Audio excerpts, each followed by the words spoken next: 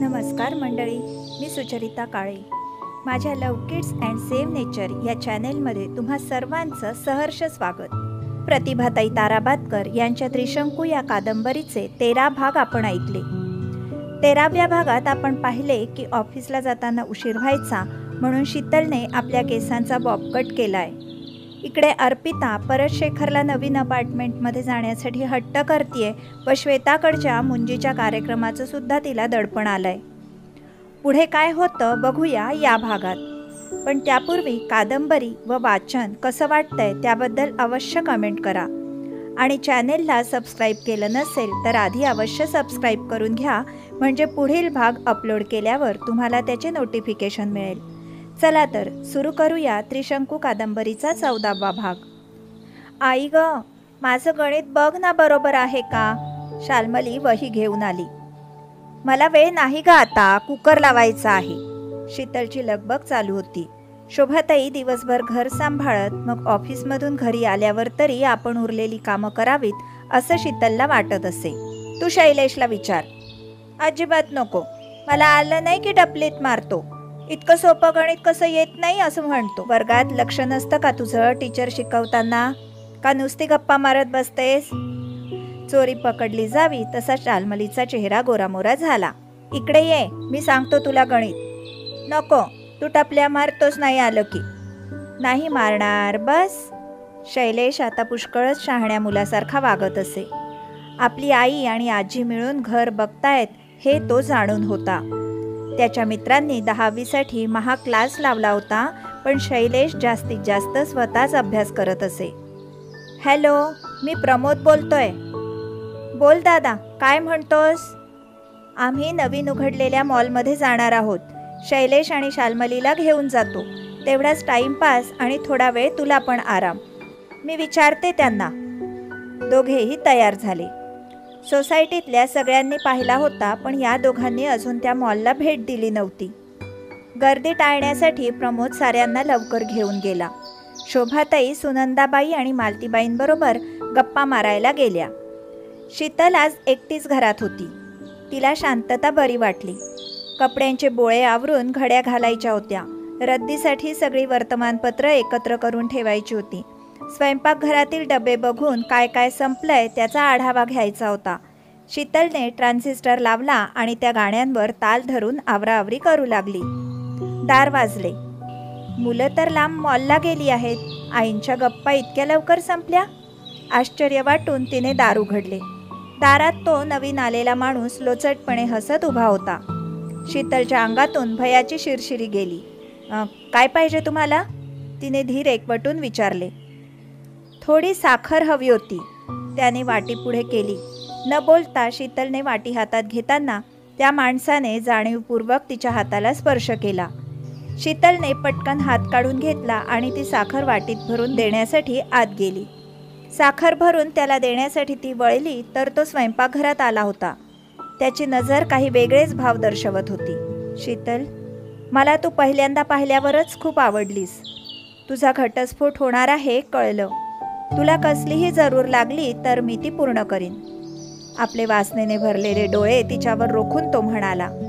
त्याला काय म्हणायचे आहे हे शीतलच्या लक्षात आले आणि भित्र्या शीतलच्या अंगात कशी काय कोणास ठाऊक वाघीण संचारली. आधी इथून बाहेर पडायचं. त्याच्याकडे बोट रोखून ती गरजली. जर तू बाहेर पडला नाहीस तर माझ्यासारखी वाईट बाई नाही. चपलेनं बडवून काढीन.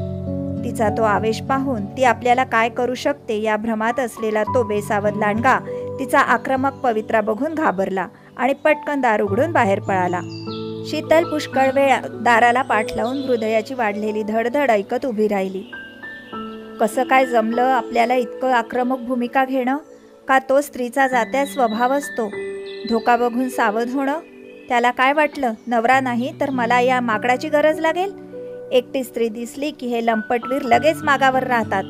म्हणजे मला आता सावध राहायला हवं. आज याला हाकललं पण माझा घटस्फोट होणार आहे हे जगजाहीर झालं की आणखी पशु आपल्या मागे लागतील. मला खंबीर व्हायलाच हवं. आणि शाल्मलीही वयात येईल थोड्या दिवसात.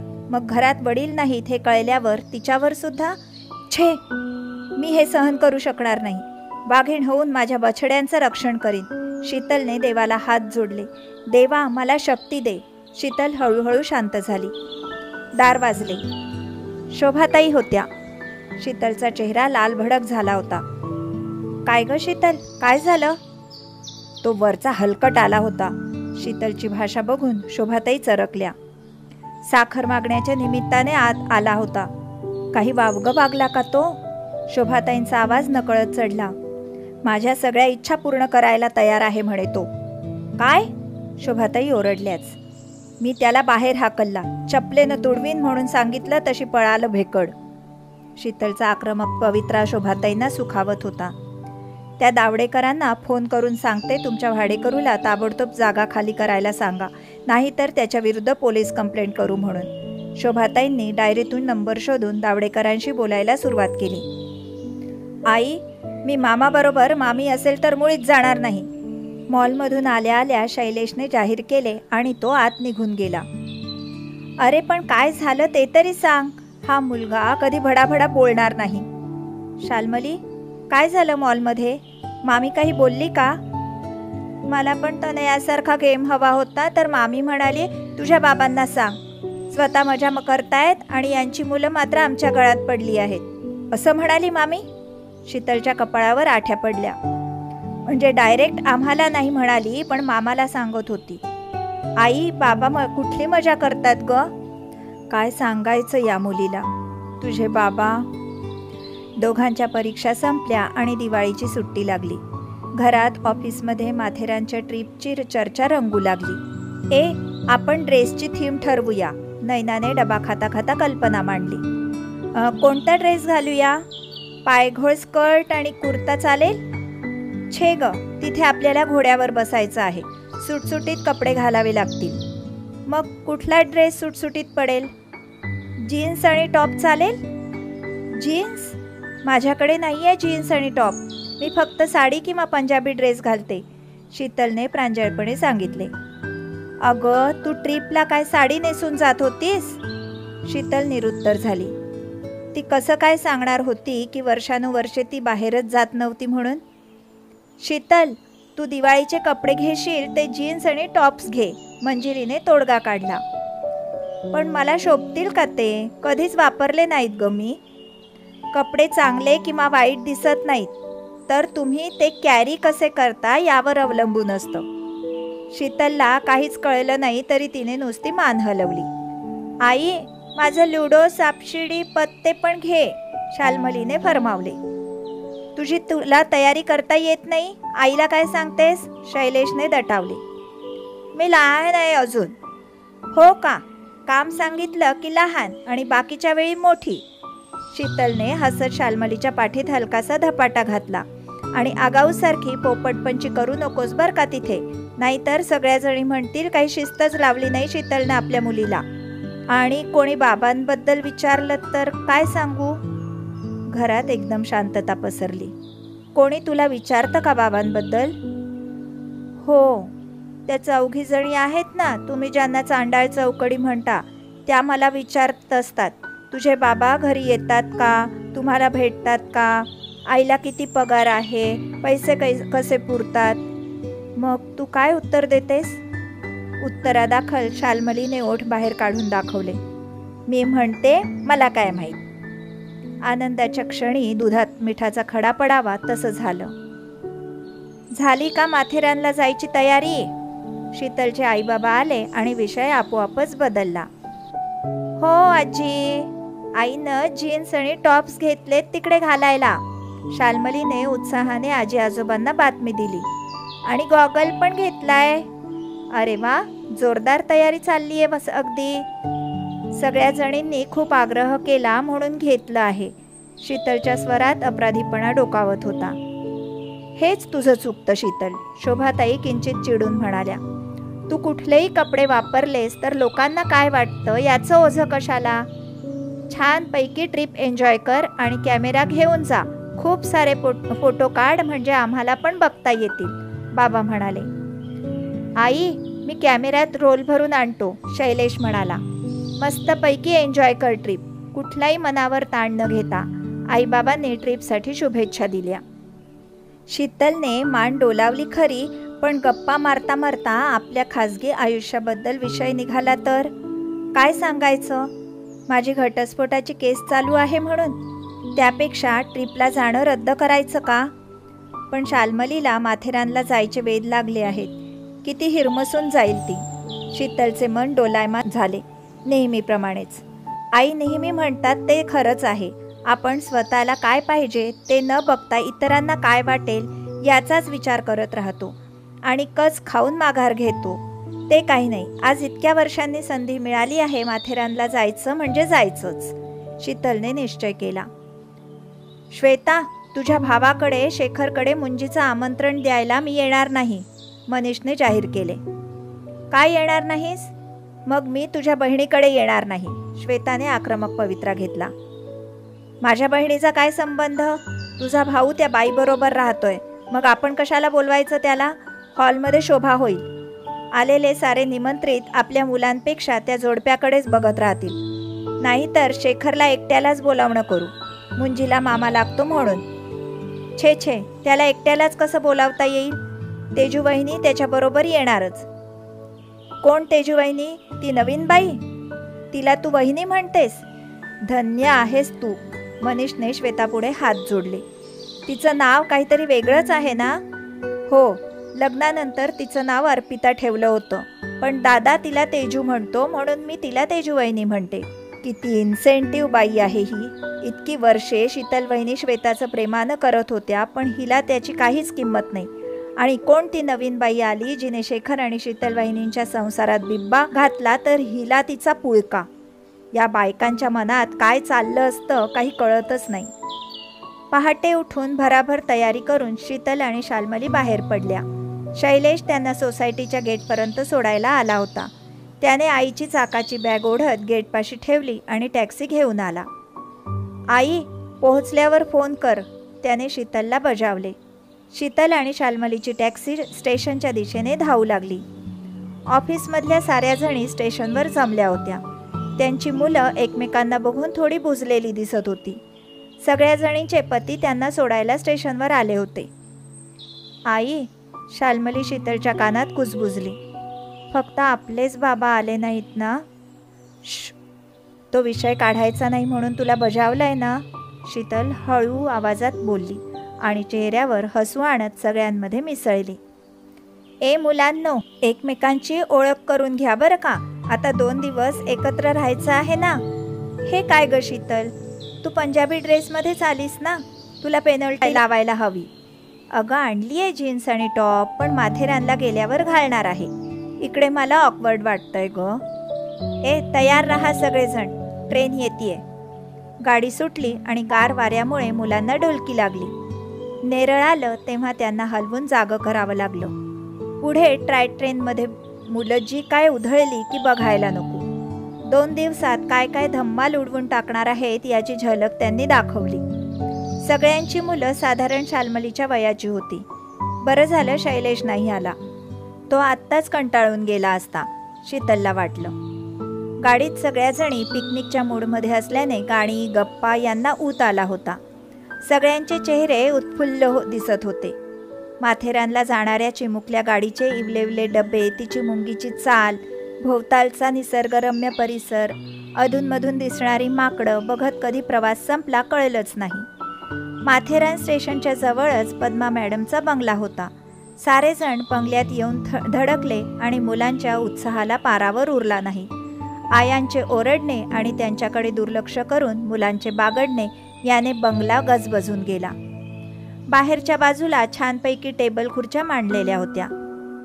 राजू अंकल, आम्ही बाहेर बसूनच नाश्ता करणार, मुलांनी जाहीर केले. राजूने मान डोलावली आणि थोड्याच वेळात टेबलावर नाश्ता हजर झाला. मुलं नाश्त्यावर तुटून पडली, पण कुठून तरी खुसफुस आवाज ऐकू येऊ लागला. बघतात तो काय, एक माकडांची टोळी दबा धरून जवळच बसली होती. ते बघून मुलांची गाळण उडाली आणि प्लेट्स तशाच टाकून मुलं आत धावली आणि आतून दरवाजा घट्ट बंद करून घेतला. 2 मिनिटात माकडांनी त्यांचा खाऊ फस्त करून टाकला होता. मुलांची फजिती बघून सगळ्यांची हसून हसून पुरेवाट झाली.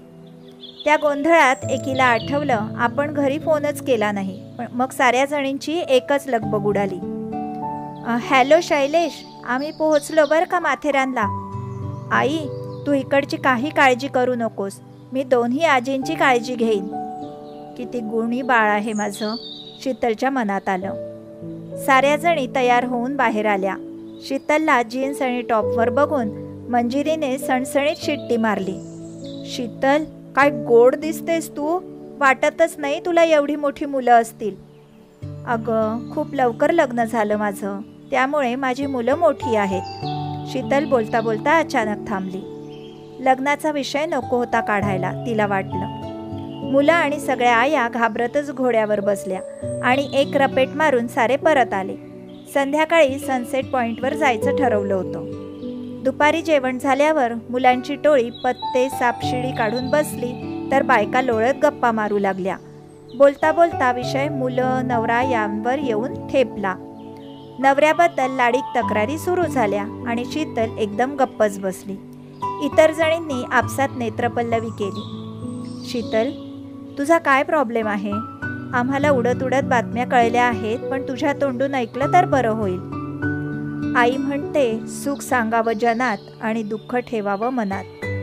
हे बघ, आम्ही जनात गणले जात नाही. आपलं हे कुटुंब आहे. आपल्यामध्ये होणारा वार्तालाप बाहेर जाणार नाही याची खात्री बाळग. बोलून काय उपयोग, जर तोडगा निघणार नसेल तर? शीतल कडवटपणे म्हणाली. जर तुझा नवरा तडजोड करून परत आला तर? हाती धनुष्य ज्याच्या त्याला कसे कळावे, हृदयात बाण ज्याच्या त्यालाच ते कळावे. शीतलने गाण्यात उत्तर दिले. काय छान आवाज आहे ग तुझा शीतल. तुझा हा गुण आम्हाला आत्ताच कळला. यावर्षीपासून आपल्या वार्षिक संमेलनात स्वागत गीत तूच गायचं. विषय दुसरीकडे वळला आणि शीतलला हायसं झालं. सनसेट पॉईंट बघून राजू बावर्चीने रांधलेलं चवदार जेवण जेवून सारे जण निद्रेच्या अधीन झाले. झोपली नव्हती ती फक्त शीतल. आपल्या खाजगी आयुष्यात घडणाऱ्या घडामोडी काही लपून राहणार नाहीत. तरी या सर्वजणी चांगल्या आहेत, तरी समाजात सारेच जण समजूतदार नसतात. आपल्या परिस्थितीची कीव करणारे, सहानुभूतीच्या पडद्याआड विकृत आनंद घेणारे कमी नाहीत. आता आपल्यालाच खंबीर राहून तोंड द्यावं लागणार. शीतलला कधीतरी झोप लागली. सकाळी पद्मा मॅडम अचानक माथेरानच्या बंगल्यात हजर झाल्या आणि सर्वांना आश्चर्याचा सुखद धक्का बसला. आपलं ऑफिस आपलं कुटुंब आहे ना, मग मी नको तुमच्याबरोबर मजा घ्यायला? मॅडम, आम्हाला खूप आनंद झाला आहे. तुम्ही एकदम सरप्राईज दिलत की. सगळ्या जणी एक्साइट झाल्या. मॅडम, या शीतलचा आवाज खूप गोड आहे. आपली दरवर्षी कोण स्वागत गीत म्हणणार याची चिंता मिटली. अरे वा शीतल, तू तर एकदम छुपी रुस्तम निघालीस की. नाही हो मॅडम, या उगाच मला हरभऱ्याच्या झाडावर चढवतायत. शीतल लाजून चूर झाली. शीतल, आपल्यात पुष्कळ गुण असतात, फक्त ते आपल्याला शोधायचे असतात. चांगला आवाज हा तुझा प्लस पॉईंट आहे. असे अनेक गुण तुझ्यात आहेत, असं तुझी मैत्रीण डॉक्टर प्रियंकाने सांगितलंय मला.